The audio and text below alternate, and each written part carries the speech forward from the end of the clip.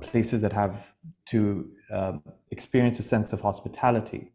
And so, like for the future of Asia, I think we're going to have to deal with very serious political, social, climate-related, and cultural issues, all of which are going to be very connected. And I think these are questions that are going to rise from Asia and South Asia. So, like at the Ishara Art Foundation, we're currently having an exhibition of an artist who's been practicing for the past 4 decades. Her name is Navjot Altaf.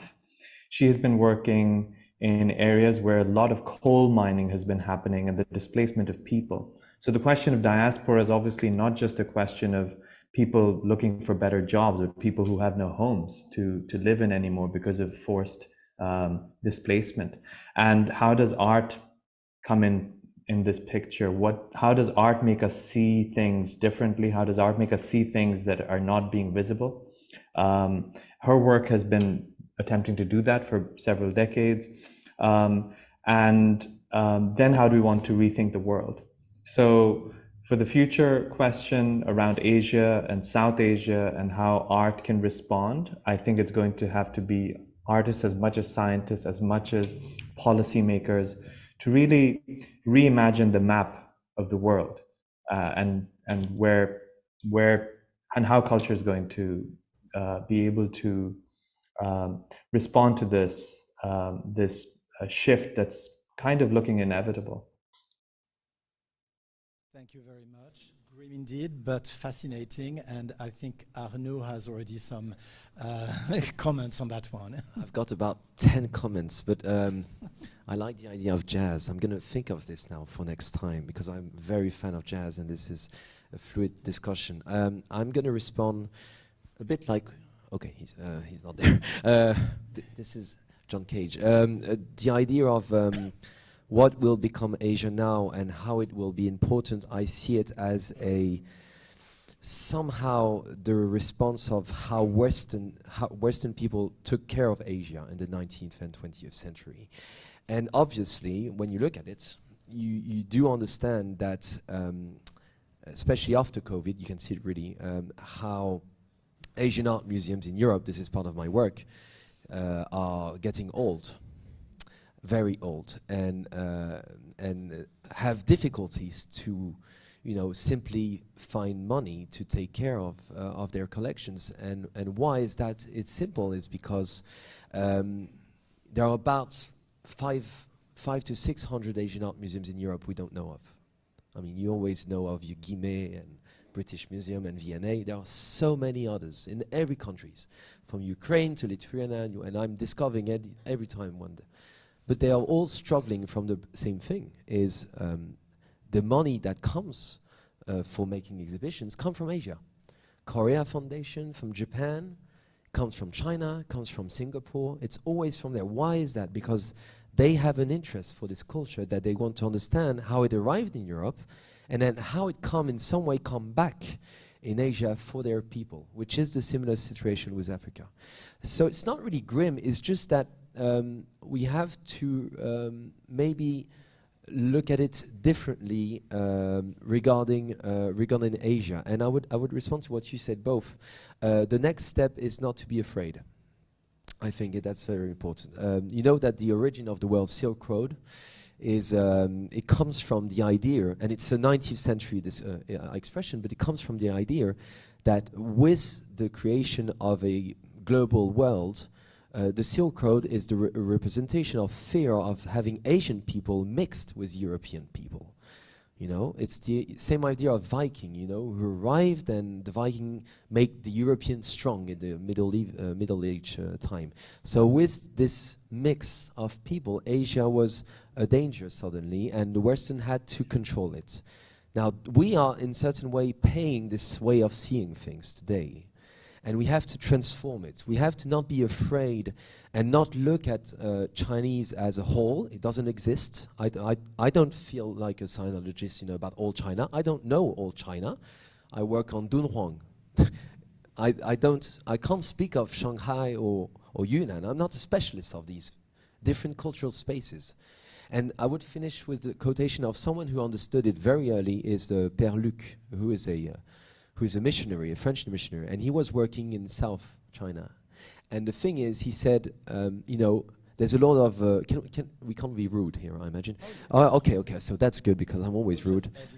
Oh, that's good, okay. There's a lot of bullshit in everything that the Western travelers said about Asia when they came back in Europe, you know, talking about ships and trips and marketing and diplomacy. And he was just a simple missionary, speaking Manchu perfectly, and Mandarin. At this time we would say Mandarin, not Putonghua. And he was also speaking Tibetan, and so he arrived, you know, in this China, and that he was in complete transformation during the Taiping revolt. And he said, people not only don't understand China, people think of China as a whole world, a whole dangerous world, when in fact I can only talk about the country and even the city I am in, and the rest is a foreign space. So once you take off this idea of seeing it as a nation and just as people and multiple cultures, then you start being an artist again, I think. And that changes the perspective. I mean, that's the way I see things, at least. Martina, you seem to want to react on that. This understanding is interesting. I think when you can imagine, when I studied in the Chinese painting department, but after the Cultural Revolution, when many young people, they want to continue to study in academy. So I was so hard to go in, because you have to use very good way from the Russian way. 有可以就是说考进去必须用一个俄罗斯的方式能够进去国画系，所以你觉得这个怎么回事？Well, I mean, I don't know why you say that now, but it's okay. Yeah, he says it's what for him is very interesting is if there is some kind of misunderstanding in the rules or premises that are set. For example, he is an ink painter and he started out learning ink painting, but when he wanted to get into the art academy, he had to learn socialist realism. So, which is a huge misunderstanding. Why would he have to learn socialist realism to be an ink painter? Yeah.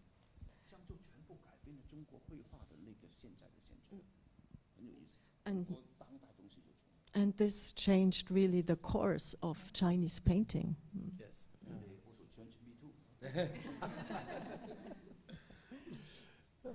Well, but what did you say in the end? I forgot. I said not to see Asia as Asia, but just as a thousand different yes. regions. Yeah, I think that's absolutely true. I agree completely. And I mean, especially you are Cantonese, and he thinks Cantonese and not in Mandarin. And you mentioned before all the different languages that are spoken and were spoken throughout history, and also in different territories. And I mean, Mandarin became the lingua franca at a certain point. It's true. Do you mind if I respond to this? Do you mind if I? Okay. Well, that's the second problem. Is how you know universities and research people don't understand this, because they you know, they always say that Korea and then Japan was influenced by China by the scripts. But when you look at the chronology of China, do it on Google. Look at the chronology of China. Look at the chronology of Japan. Chronology of Japan, Yamoi period is finishes around 30 BCE, whilst the chronology of China is very complex already for the whole period, because practically no one did some diggings and some work on this antiquity period, where Western people were not at all involved at any cost and nothing. It was simple trading logic between Asian countries, from Philippines to Australia to Korea, Japan, and Manchuria, everything, which was, you can't even talk about this by countries. But there's a very important American specialist of cities, and she said that there would be, an American, of course, said there would be no big capitals in Asia without China. But she's not an archaeologist. How can you say that when you don't look at the Bronze Age in Japan or in Korea? I don't understand how you can get to this conclusion. It doesn't make any sense. And you see, that's the problem. It's because the sources are all difficult to have. Your first idea is to think that the logic is that it came from China, then went to Korea and went to Japan. It doesn't work like this. It's always, you know, the Japanese would say differently, especially with the dragons and the, you know, the claws that are reduced progressively. Or I would like to go back to the future, though. We were asking questions about what is going to happen in the future, especially as we're getting closer to the time of closure. Exactly. So if I understand well, basically, we cannot talk about Asia as a whole and its influence on the West because we're a globalized world. But on the other side, we don't understand countries as a whole. You don't understand China, but just your community and so on. And with social media, we're also becoming increasingly fragmented on tribes, basically. So is the future of creativity, the future of influence based on that fragmentation, not on these big blocks as we're always talking about, and you know, Asia taking over in terms of not only economy, but also creativity and so on, but actually in smaller regions, smaller cities, smaller cultures, smaller languages, communities, diasporas, really creating a new innovation. I love this term. Something new, you know. Is that what we're looking at? Anybody want to bounce back on that? Here you go. Yeah. You said yes, but you take the microphone. Yeah. That's okay. Quickly, it was just, I think that we still need to dream this future and visualize it and create it, and it's open, and that's the, that's what's great with it. But I think that one of the keys is that we talk a lot in terms of countries, in terms of continent, in terms of, like, we try to generalize and say these things, but both of you just talked about like how it's more complex. It's more like in this region, in this very village, in this very place in the world, they speak like that, they cook like that, they this is the signature of this specific branch of this art. And like, for instance, in Armenia, two villages that have 2 kilometers away, they don't speak the same with the same accents. So therefore their music is not like, the accents are not at the same place. They don't walk the same, like, and it's the same in every place in the world, of course. And I think this consciousness, the consciousness of this diversity, kind of makes it obsolete to look at things like in terms of countries, in terms of nations, which I think we could do a whole talk about just how nations, I mean, were created and why. I don't know. Yeah, but I mean, so it creates maybe it allows maybe the humility then to respect and create a future that is in conversation, and that is conscious of this conversation and not like flying away from it because we are afraid of what we don't know. Okay. Yes, I really love the Yang Laoshi. You talk about the misunderstanding, because as I said, I grew up in many countries, so I always like a misunderstanding and miscommunication. So, but I think that miscommunication sometimes give new inspiration, and miscommunication, misunderstanding is a new development. So when you see the art history, or as I said, you can see the modern art history, co-influence between East art and Western art. For example, in Japan, they in 1920s they know the how to say post-impressionism, and they see many magazine talk about Van Gogh or these kind of things. So, but they only see from the magazine, from the paper. They didn't see the real painting, but they imagine the painting is only a black and white, no color, but they imagine the color. So actually these things influence many that time Japanese artists. So for me, I think the the way of communication is like a rainbow. Every color is very bright, but not confusion, like not melting each other. It's parallel line, but it's still very beautiful. Every color is shining, and also the symbol of dream and hope. So I think this is the symbol of communication, and yes, like people fall in love because of the misunderstanding. So yes, so. As we're getting closer to the end, I want Sabi again to, because we don't see you, so we don't know how, if you want to say something or if you want to contribute until we ask you. So I'm not sure if you want to jump in on anything that we discussed. No, I'm listening, and I am listening in rapt attention. Nothing further I want to say. I mean, just one little thing maybe, that to look at the rich and deep past as well as the future of Asia. I'm reminded of a famous line by John Coltrane, since we're all talking about jazz. And he says that I start in the middle of a sentence and move in both directions at once. I think that's what we're kind of talking about.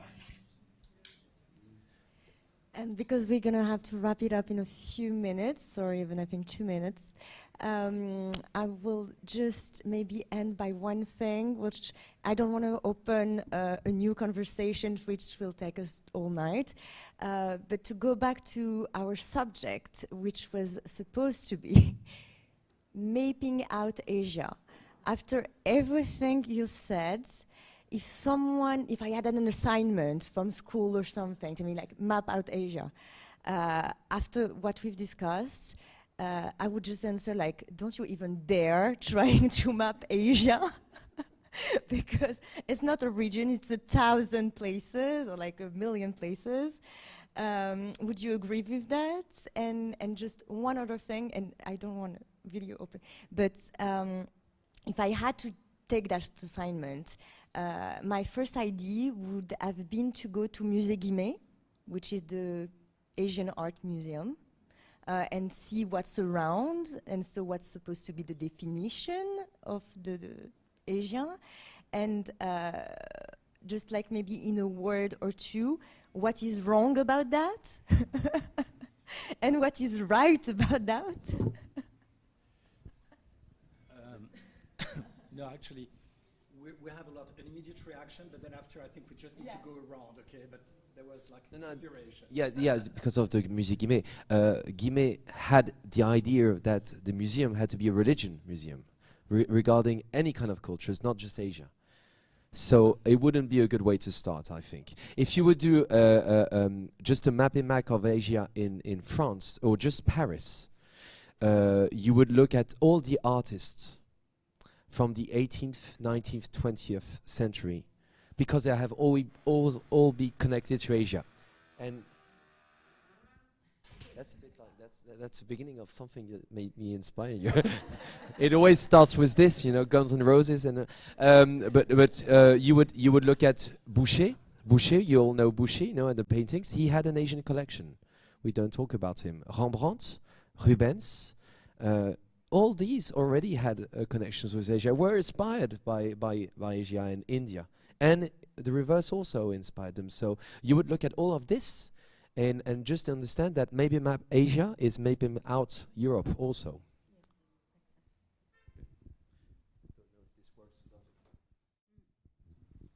Hello. Yeah. No, I stopped by and I heard this wonderful conversation. I was like, I'm going to go because I want my opinion to be heard as well. No, hello. I'm Marine Venschenmeck. I'm the director and co-founder of Thanks for Nothing. And I don't know if there is much more to say. I'm sure there is plenty. But actually, if you don't mind, special guests in the end. It's just that I want maybe to help him. Yeah, actually, there was C'était un bon lapsus. I want to invite him, Alireza Shojayan. If you want to join us, maybe we can add a chair with you. So Alireza is an Iranian artist. Actually, he was part of a project, a commission project last year for Asia Now, and hello, and yeah, so it's like everybody's still gathering. We'll finish with like 20 people coming. Really? Really? Okay. Usually in contemporary art, it's the opposite. Okay. Well, so we'll come to your panels then to support you. And so I was saying, Ali Reza was part of the programming of Asia Now last year, but actually the fair couldn't host his work anymore because, like, the foundation that supported the project was, for some reasons that maybe you're gonna explain, like they have concern about it. So I know that your work couldn't be presented. Wait. It was removed, if you want, and so anyway, it was for Ali Reza. It was a very strong and hard moment. So we think that after a year, maybe it was the right time to give a bit of our time to him, so he can explain why he was, as an Iranian artist, so shocked by the decision. So the idea is not to pursue a sort of polemical decision and so on, but just to give you like a time to talk about it, especially because today, before the different panels that we organized since this morning, we also had a focus on Iranian situation, and we had two wonderful Iranian artists that spoke about it. So I thought that, you know, we are an open platform, and so I think it was important to address it. So maybe as a first, if you want, you shared a video that you wanted to play. So can you explain to us in a minute before we played the context of the video? This is Oslo Freedom Forum. Is it working? Oh, yeah, that's the same. Yeah, so then it's working. Yeah, it's working. This is Oslo Freedom Forum this year, and I had the honor of receiving the award of Václav Havel for the project that was removed last year from Asia Now, with the excuse that the project is extremely political. And let's first watch this. I received this award from the hands of Mr. Farahmand, parliamentary member in Oslo, who is originally Iranian. And I had 4 minutes to give a speech on that stage, and this is the speech first. I want you, please listen to it, then I will start. Thank you. Thank you for the choice of the Paycon art car to pick a subject which has been kept as a taboo for many years. And thanks to the recognition of this the importance of this choice by the Human Rights Foundation, I have the chance to an opportunity to share a few words with you. I'm glad to be the first artist to transform this historic Paycon to an artwork, to bring awareness to the horrific living condition and violation of human rights against my fellow LGBTQ+ community in my home country, Iran. The main inspiration comes after the tragic death of Alireza Fazeli by his male relatives in May 2021, simply for being gay. Alireza's death is a cruel reminder to all of us of the systematic violence we LGBTQ people face in Iran on a daily basis, either as a result of government oppression or society. The anti-LGBTQ laws, and more specifically, the capital punishment, is the cause of displacement of many Iranian LGBTQ people inside and outside of Iran. Those who manage to escape end up being trapped in Turkey for years, a country that is increasingly putting more and more pressure on their own queer community and queer refugees.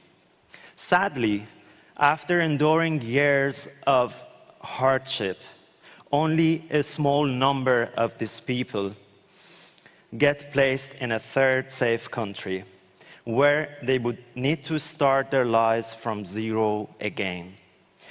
It's needless to say that my experience as an Iranian queer person has not been an easy one either.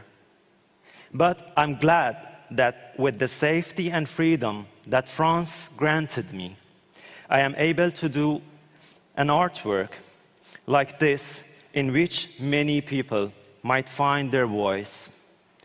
I'm sure there are so many others who have the same potential, but just because of not having this privilege, they are not able to express themselves. I hope those countries that can grant a safe home to the people like me continue to do so until a day no one has to leave their home country simply to be their true self. Thank you.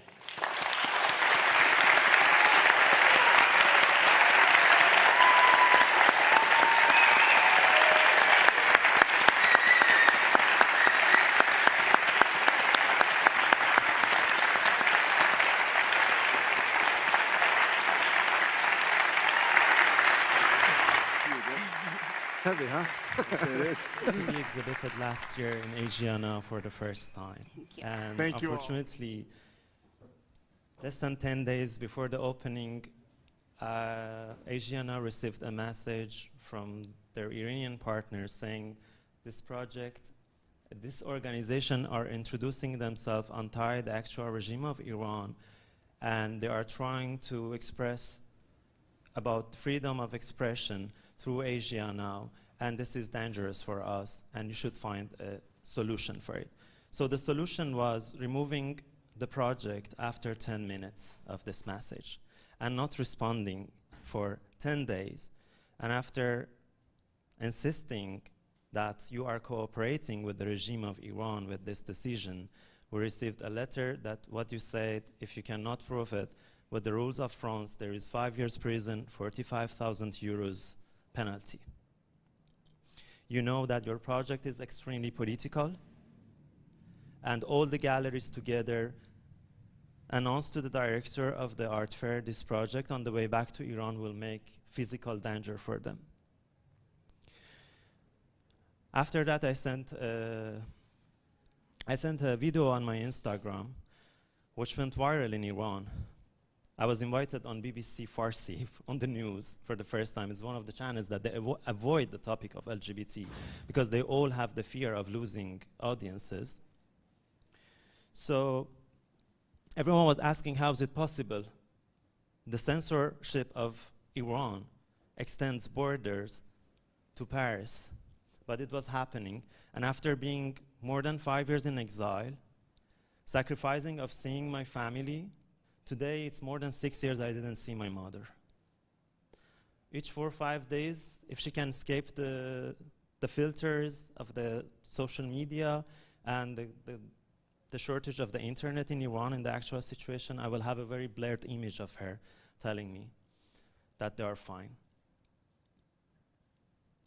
So for me, it was very difficult after all these years feeling the hands of those people who censored me in Iran, and they took the space from me again on my neck in the heart of Paris, a city that I thought I'm safe and I have the place to express because I feel responsible.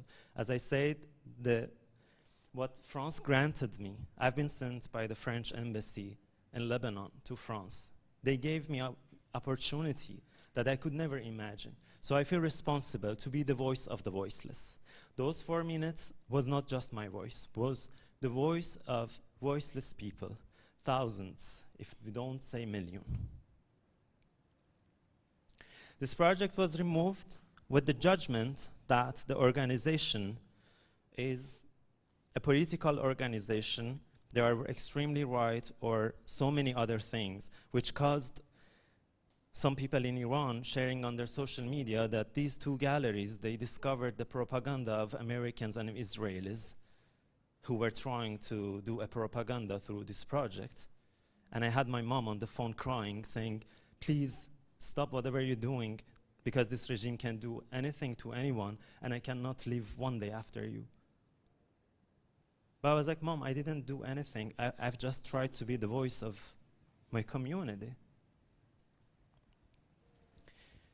So since last year, I was insisting to have the voice to receive this moment. For a whole year, I was messaging thanks for nothing.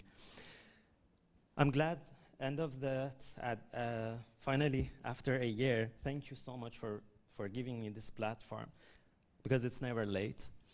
But even now, we see no one from Asia now is here, but I hope they will watch the video after. Thank you for being here. But, well, I appreciate this moment that I can speak and just say one thing, what I was trying to say. We need to open our eyes because things are not that simple. They could convince so many people to not hear my voice, to not respond to me with saying it's more complicated than what you can understand. And I would say, if it's complicated to understand, it is for everyone.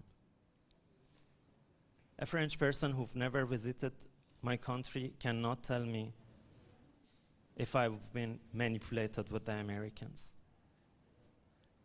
Under what sort of judgments we can say what was the final announce that is printed in New York Times, saying that this organization is trying to use LGBT for doing other things on behind. But I'm today here, you saw, we received this Human Rights Award. This speech was not about anything, any other political agenda. It was the first time I had the opportunity to speak. All those people who put pressure on the art fair to remove my project, they never came to me to see even if I'm alive. I'm not expecting them to give me any opportunities to have the media. But I'm coming from a region that a father let himself to cut the head of his son simply just because he's gay. I have to speak out. It's not me who decides to be political. When they execute gay people in Iran, now 2 lesbians are waiting in the prison to be executed. They didn't ask to be politicized.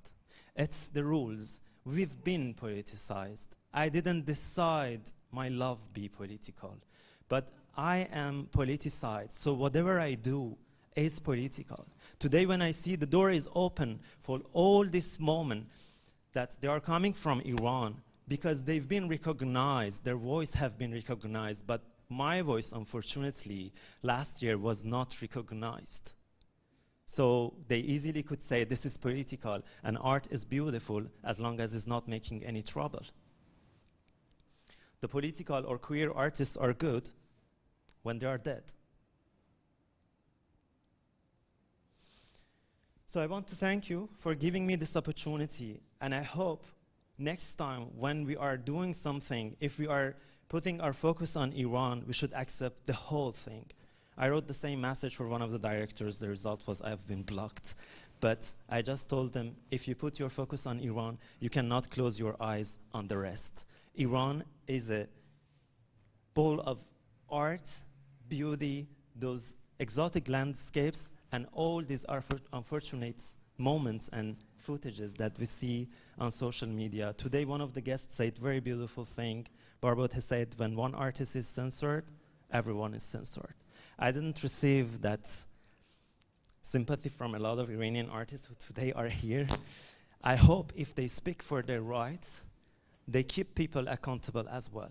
I'm not asking anyone, I'm not saying anyone did something wrong, but I'm just trying to keep people accountable for what they do. We do mistakes, and it's very good if we accept that we did mistake, and we let the opportunity people see how was the situation, and we have the right to do the mistakes, but we are here to recover it as what Thanks for Nothing did. Thank you so much.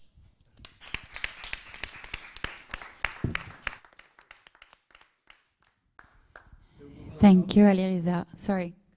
I don't think we'll have a wrap-up on what Asia is and how we mapped it, but that's okay. I think that we showed that it should not be mapped and that it's way too complex. So I think I want to thank you all for your time, your patience, your contributions. and just say, thank you.